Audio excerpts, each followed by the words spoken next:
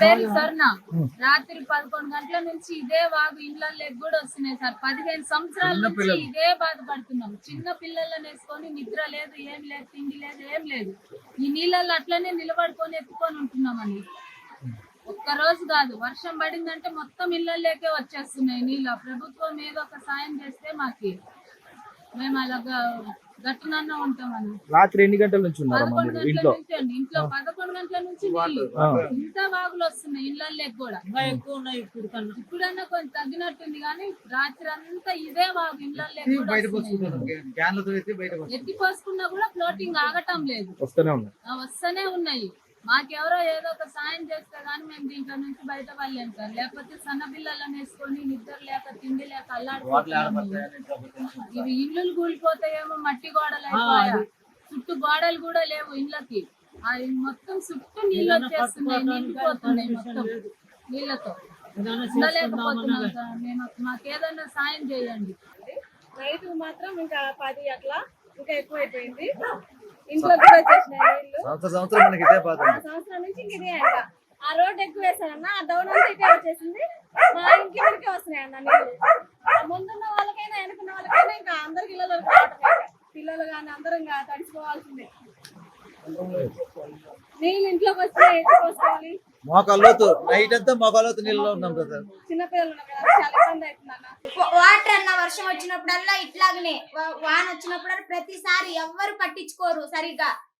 మరి మధ్య తరగతి వాళ్ళు ఎలా బతకాలి ఏంటి? మరి వాళ్ళకి పిల్లలు ఉన్నారు, వండుకొని తినాలి. మరి ఇలా ఉంటే ఎలా వండుకొని తింటారు? ఎట్లీస్ట్ మరి వాళ్ళు ఓట్లు వేయించుకున్న వాళ్ళు చూసుకోవటమే గాని ఏమన్నా మధ్య తరగతి వాళ్ళు ఏమన్నా చూసేది ఏమన్నా ఉందా? ఏందమ్మా అంటే ఏందమ్మా, ఇంకా బాగున్నారంటే బాగున్నారు. ఇంకా అంతకు మించి ఇంకా ఏమి వేపించుకోవడానికి వచ్చినప్పుడే తర్వాత వాళ్ళు ఎటు పోయినారో కూడా తెలియదు అనమాట. అట్లా ఉంది. మరి పిల్లలు ఉన్నోళ్ళు, మరి ముసలోళ్ళు, ముతకోళ్ళు మరి ఎలాగ ఇట్లా వింటే మరి ఏమన్నా జరిగిద్ది. అప్పుడేంటి మా పరిస్థితి చెప్పండి.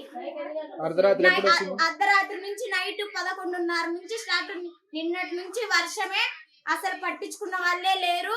ఎత్తి పోసుకుంటున్నాం నీళ్ళైతే, వాగులే. మరి మా లాంటి వాళ్ళ పరిస్థితి ఏంటో మీరే చెప్పాలండి. ప్రతిసారి ఇట్లనే నీళ్ళు వస్తుంటే పిల్లలతో చాలా ఇబ్బంది పడుతున్నాము. మమ్మల్ని ఎవరు పట్టించుకుంటూ లేరు. మా పరిస్థితి మీరు గమనించి మాకు ఏదైనా సాయం చేయగలరని నేను మనవి చేస్తున్నాను.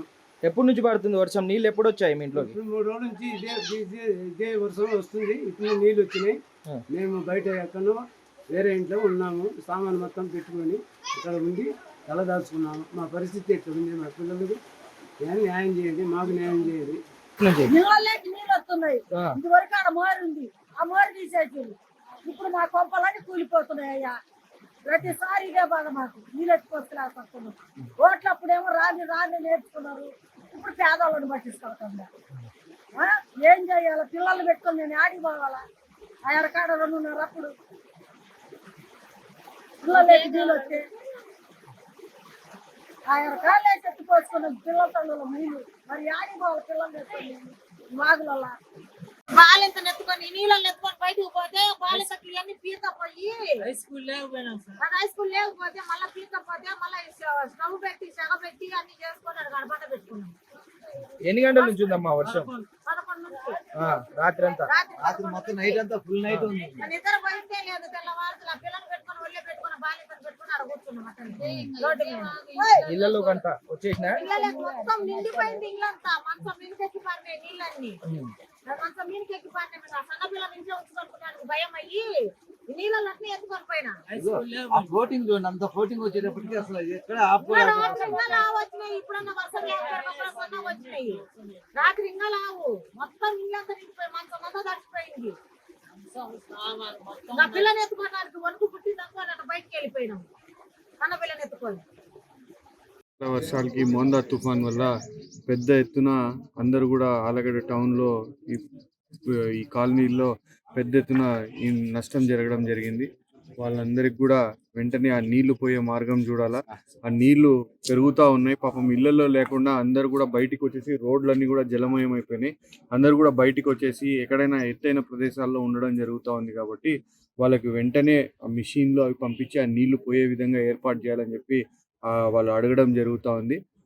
ఇప్పుడే మున్సిపల్ కమిషనర్ గారితో కూడా ఫోన్లో మాట్లాడి ఆయనకు కూడా చెప్పడం జరిగింది ఆ మిషన్లు ఏర్పాటు చేయమని.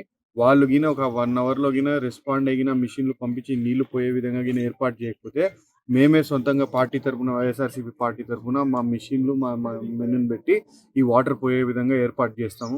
ఖచ్చితంగా ప్రభుత్వం దీని మీద చర్యలు తీసుకోవాలా. ఈ బాధితులకు అందరికి కూడా ఇప్పుడు ఈ వర్షాల వల్ల ఎవరైతే బాధితులు ఉన్నారో రైతులు కానీ, సామాన్య బీద జనం కానీ, వాళ్ళందరికీ కూడా ఏవైతే ఫెసిలిటీస్ కావాలో అవన్నీ కూడా ఏర్పాటు అయ్యే విధంగా చూడాలా. ముఖ్యంగా మున్సిపాలిటీల్లో ఇంత పెద్ద ఎత్తున వర్షం కురిసిన తర్వాత శానిటేషన్ మీద ప్రత్యేక శ్రద్ధ తీసుకొని ఇప్పుడు ఏదైతే ఈ వాటర్ని డీవాటర్ చేయాలో ఈ వాటర్ని అంతా తీసిన తర్వాత కూడా శానిటైజేషన్ మీద శ్రద్ధ తీసుకొని జబ్బులు కానీ రోగాలు కానీ ప్రబలకుండా చూడాలని చెప్పి కోరుతా ఉన్నాము. తెలుగులో న్యూస్ కి ఫాస్టెస్ట్ యాప్ ఇప్పుడు టోటల్లీ న్యూ అవతార్లో జస్ట్ 5 seconds లో కంప్లీట్ న్యూస్. సోషల్ మీడియాలో ట్రెండ్స్ కి one stop solution. Live TV app voice search option తో ఇప్పుడే డౌన్లోడ్ చేయండి లేదా అప్డేట్ అయిపోండి. యాప్ లింక్ డిస్క్రిప్షన్ లో ఉంది.